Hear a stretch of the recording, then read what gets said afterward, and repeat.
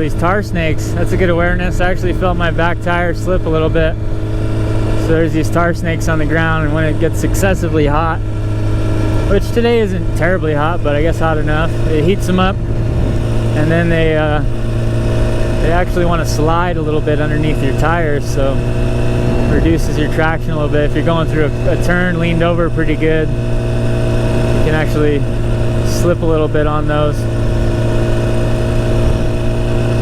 So tar snakes are a great thing to be aware of, and the way to deal with them is to try to avoid them if possible. So if I could change my lane position and not run them over, if it's a road like this and they're all over the road, then you want to try to cross them at a 90-degree angle if possible.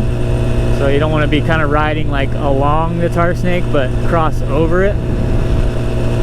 And then if you are in a turn or something and you have to ride over them, you want to try to reduce your lean angle and ride over them as upright, as straight as you can, so you can maintain traction. There's this big T word in motorcycling. It's called traction.